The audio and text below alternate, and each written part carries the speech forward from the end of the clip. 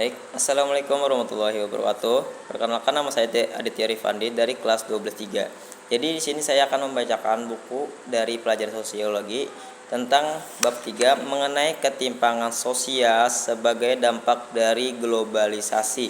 Jadi langsung aja masuk ke materi yang pertama. Konsep ketimpangan sosial. Arti ketimpangan sosial adalah kesenjangan atau ketidaksamaan akses untuk mendapat atau memanfaatkan sumber daya yang tersedia. Banyak sekali bentuk ketimpangan di dalam kehidupan sosial masyarakat, sebab faktor pemicu sangat beragam. Seseorang bisa mendapat perlakuan tidak baik dan tidak adil jika berhadapan dengan mereka yang status sosial, ekonomi, dan budayanya dianggap lebih tinggi. Jadi, di sini ada beberapa ahli yang mendefinisikan dari ketimpangan sosial, yaitu yang pertama Budi Winarno, yang kedua Jonathan Houghton, yang ketiga Rachel Aswidah, yang keempat William Cockburn, yang terakhir Andrinov Acaniago. Lanjut materi yang kedua mengenai faktor penyebab ketimpangan sosial. Ketimpangan ini bisa muncul karena adanya dua faktor penyebab, yakni faktor eksternal dan internal. Baik, kita masuk yang faktor pertama, yaitu faktor internal. Pengertiannya adalah faktor-faktor yang menyebabkan terjadinya ketimpangan yang berasal dari dalam diri setiap individu. Faktor internal lebih menunjuk pada kualitas individu yang terbatas, yakni sebagai berikut. Yang pertama, memiliki pendidikan yang rendah. Yang kedua, keterampilan rendah. Yang ketiga, kesehatan yang kualitasnya rendah. Dan yang terakhir, hambatan budaya.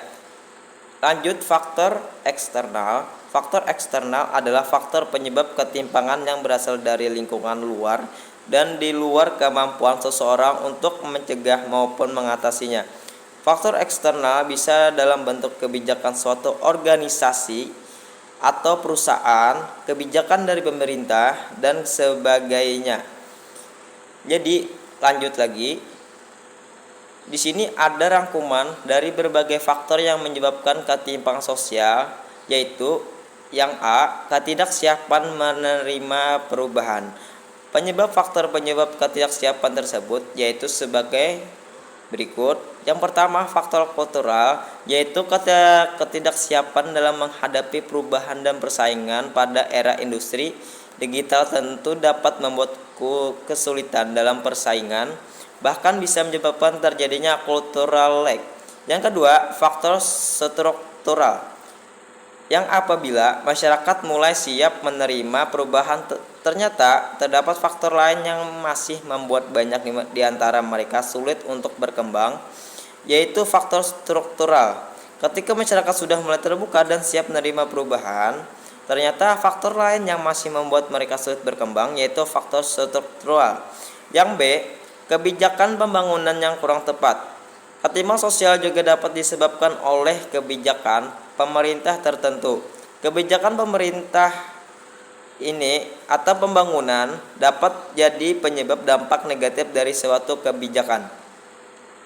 Pemerintah memperlakukan kebijakan memindahkan penduduk dari daerah padat di Jawa ke daerah-daerah yang jarang penduduknya di luar Jawa melalui transmigrasi dengan maksud memeratakan persebaran penduduk.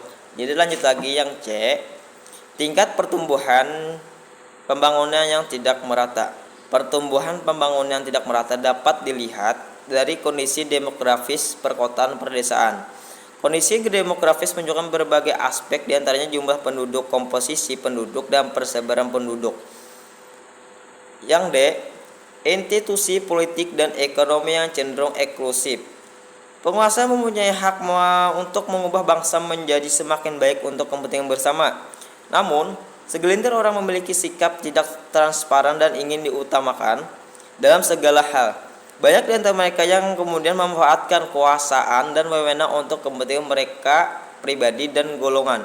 Maka muncullah korupsi, kolusi, dan nepotisme atau singkatannya KKN.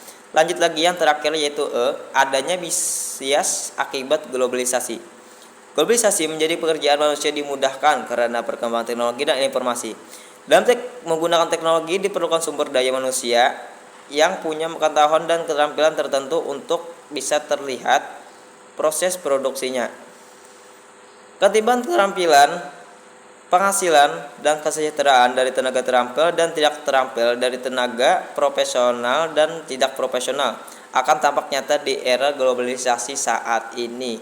Selain faktor di internal dan eksternal, terdapat juga beberapa faktor penyebab dari ketimpangan sosial.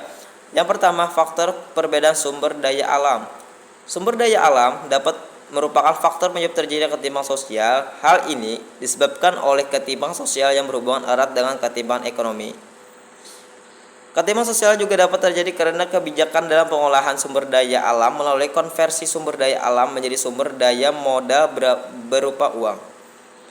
Ketika kebijakan seperti ini terapkan, maka akan memberikan peluang penguasa atau investor dan menutup peluang bagi masyarakat. Konflik ini memanfaatkan sumber daya alam antar masyarakat, dengan penguasa atau investor cenderung dimenangkan oleh penguasa atau investor. Yang kedua, faktor demografis. Kondisi demografi yang meliputi jumlah, komposisi, dan persebaran penduduk berbeda di antara satu masyarakat dengan masyarakat lainnya. Masyarakat dengan jumlah penduduk yang besar tetapi tidak memiliki atau tidak mampu mengolah sumber daya lingkungan yang memadai akan mengalami hambatan dalam menciptakan kemakmuran. Berbeda dengan masyarakat yang jumlah penduduknya lebih terbatas, hal ini juga berkaitan dengan kualitas penduduk dan sebagai sumber daya manusia. Proporsi dalam komposisi penduduk antara usia produktif dengan yang tidak lagi atau belum produktif yang sering. Jadi, ada beberapa faktor penyebab adanya ketimpangan budaya, yaitu sebagai berikut: kurangnya kontak dengan budaya masyarakat lain, heterogenitas masyarakat, kemampuan daya pikir yang kurang sehingga harus menyesuaikan dalam perkembangan sosial, dan hambatan yang bersifat ideologis.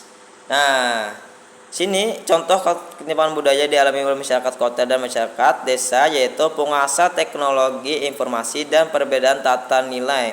Yang ketiga, ketimpangan kesehatan merupakan perbedaan sistematis dalam suatu kesehatan dalam masyarakat. Ketimpangan kesehatan ini akan ditemukan dalam berbagai wilayah negara. Terdapat perbedaan signifikan antara negara penghasilan rendah, menengah maupun tinggi di dalam status kesehatan. Dan yang keempat, ketimpangan pendidikan. Ketimpangan pendidikan merupakan kondisi ketidakmerataan lulusan pendidikan dari penduduk di suatu daerah. Yang kelima, ketimpangan teknologi. Ini merupakan modernisasi menjadikan setiap negara saling berlomba untuk tidak tertinggal satu sama lain. Perkembangan tersebut telah membuat perubahan dalam sosial budaya masyarakat, yaitu banyak masyarakat yang mulai memanfaatkan sistem informasi dan teknologi dalam permudahan aktivitas. Nah, jadi sekian penjelasan dari pelajaran sosio atau yang saya bacakan dari buku sosio tersebut. Kalau begitu, wassalamualaikum warahmatullahi wabarakatuh.